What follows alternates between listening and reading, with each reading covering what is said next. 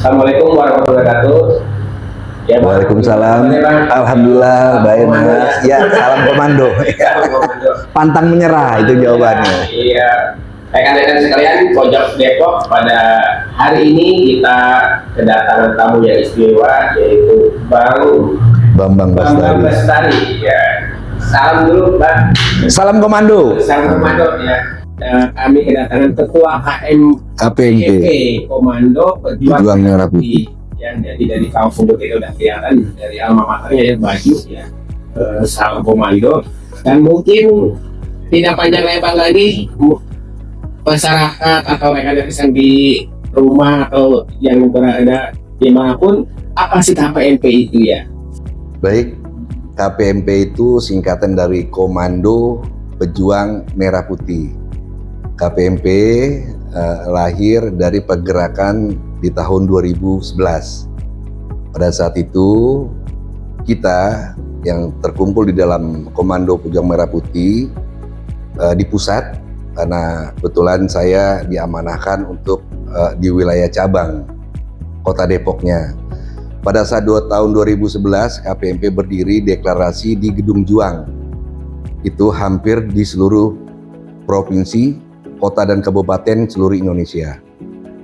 Kita deklarasi KPMP di Gedung Juang bahwa KPMP yang terkumpul ingin peran aktif dalam rangka pengabdian terhadap bangsa dan negara dari Sabang sampai Merauke. Itulah dibentuknya Komando Pejuang Merah Putih di pusat. Pada saat itu penasihat-penasihat yang hadir, beberapa tokoh Komando Pejuang Merah Putih, di antaranya Guru Soekarno Putra, Letnan Jenderal Soeharto, Purnawirawan Marinir, Sarono Kusumatmaja, dan beberapa tokoh-tokoh yang lain yang nggak bisa saya sebutkan satu persatu. Itulah lahirnya Komando Pejuang Merah Putih. Dan kebetulan di tahun 2012 KPMP dibentuklah di Kota Depok. Pada saat itu saya alhamdulillah yang ditunjuk memegang mandat ataupun amanah untuk wilayah Kota Depoknya. Sehingga pada saat itu KPMP deklarasi di Kota Depok dan dihadiri oleh beberapa tokoh Kota Depok, bahkan Wali Kota. Pada saat itu diutuskanlah Wakil Wali Kota Pak Idris Abdul Somad. Itu lahirnya KPMP. Kegiatan utamanya apa tuh, Pak? KPMP lebih kepada seluruh aspek persoalan-persoalan bangsa, baik di dunia pendidikan, bidang sosial, budaya, kemanusiaan, turut serta juga dalam bentuk kekaryaan, merangkul semua komponen masyarakat, juga memberantas pengawasan terhadap kinerja pemerintah dalam rangka pemberantasan korupsi. Itulah KPMP dibentuk, peran kita lebih aktif dalam semua hal. Ini termasuk ormas ya, Bang? Bukan, kebetulan KPMP adalah lembaga swadaya masyarakat LSM yang berbasis massa, satu-satunya di Indonesia. Itu kan ini Bang, mau ditanya bukan masalah banyak ormas, misalnya oknum-oknum nih yang memang lagi tahun-tahun kemarin itu lagi viral bahwasanya anarkisme, itu menyikapi seperti apa KPMP-nya? Itulah lahirnya KPMP, Komando Pejuang Merah Putih. Kita merangkul semua elemen masyarakat, kita merangkul semuanya komponen-komponen masyarakat dalam bentuk satu kesatuan. Kita ciptakan kekaryaan di Kota Depok dalam peran serta mendukung, mensupport setiap program-program pemerintah yang dalam hal ini adalah kepentingan masyarakat dan membesarkan Komando Pejuang Merah Putih. Saat itu KPMP merangkul 35 ormas LSM se-Kota Depok di bawah naungan KPMP. Berdirilah dalam satu naungan itu yang bernama Forum Kedaulatan Rakyat Kota Depok yang disingkat FKRD. Pada saat itu yaitu kita merangkul semua komponen masyarakat, baik ormas, LSM ataupun komunitas yang lainnya untuk bergabung di dalam KPMP dalam wadah Forum Kedaulatan Rakyat Kota Depok yang disingkat FKRD di tahun 2012. Jadi kiprahnya. Nah, untuk KPMP itu sendiri itu kira-kira berafiliasi ke mana tuh? Ke partai atau ke lembaga ormas yang lainnya? Baik, KPMP dia murni independen. Dia tidak berafiliasi kepada siapapun, baik ke partai atau kemanapun. Kita independen dalam menjaga dengan 4 pilar bangsa. Salah satunya yang kita kawal KPMP itu adalah Undang-Undang Dasar 1945, Pancasila, Bhinneka Tunggal Ika, dan NKRI harga mati. Itu platform dasar yang KPMP kawal. Nah, untuk kepengurusan Bang, untuk di Depok bisa digambarkan nggak? Misalkan strukturnya dari tadi Abang kan ketua kota, untuk ke kecamatan dan sebagainya bisa digambarkan nggak? Iya, kebetulan saya ketua markas cabang Kota Depok. Kami dengan satu sistem komando.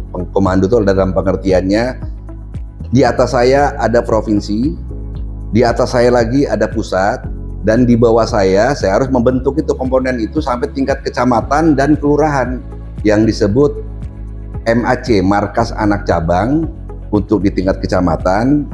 Untuk di tingkat kelurahan adalah Anak Ranting KPMP Kota Depok. Kira-kira di Depok berapa anggotanya, Bang?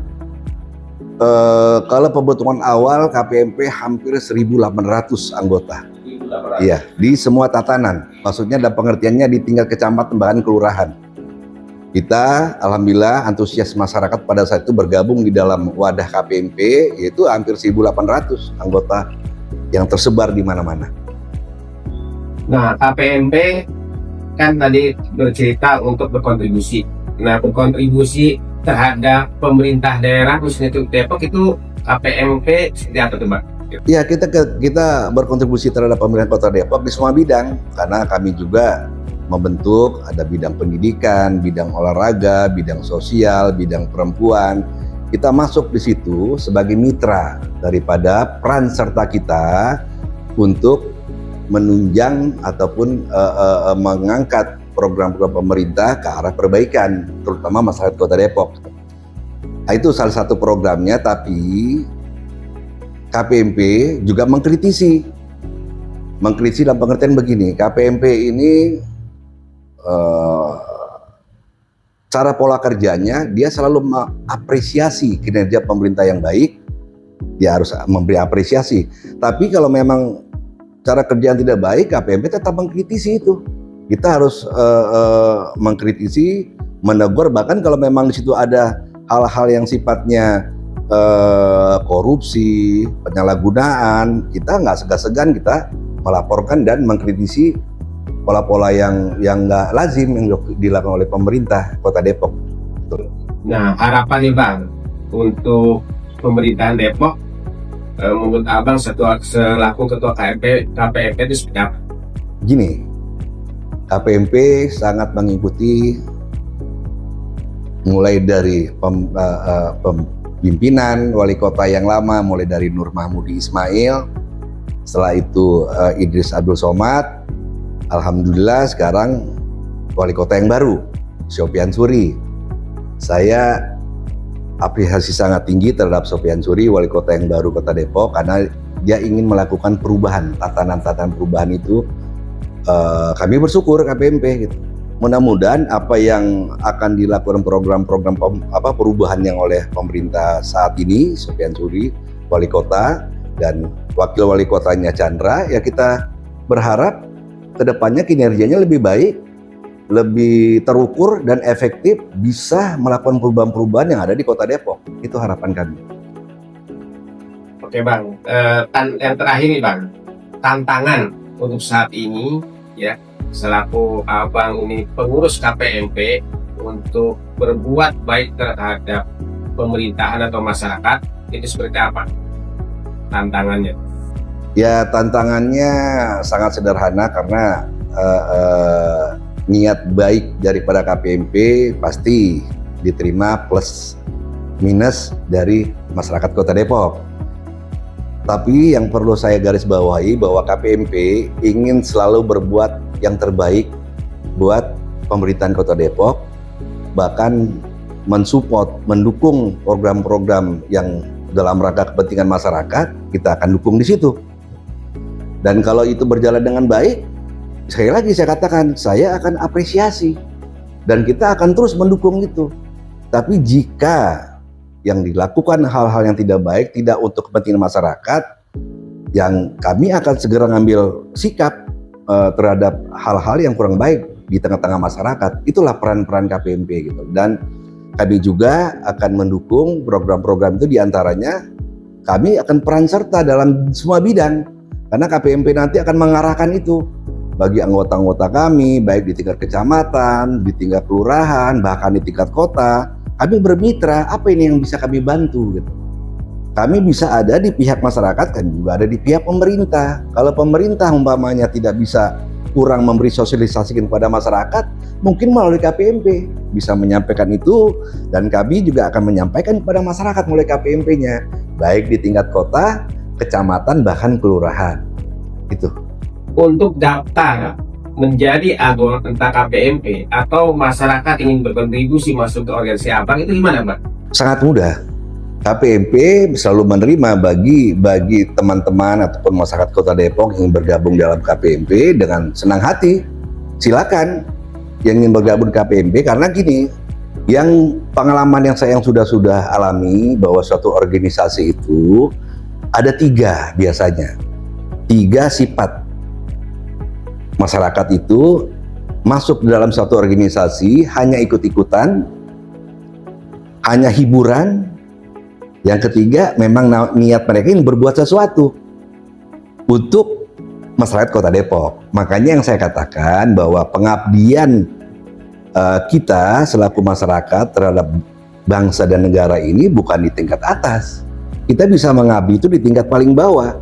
Itulah bentuk pengabdian. Pengabdian itu bisa di tingkat RT, bisa di tingkat kelurahan, bisa di tingkat kecamatan, bahkan di tingkat provinsi. Itulah bentuk pengabdian. Kita sama.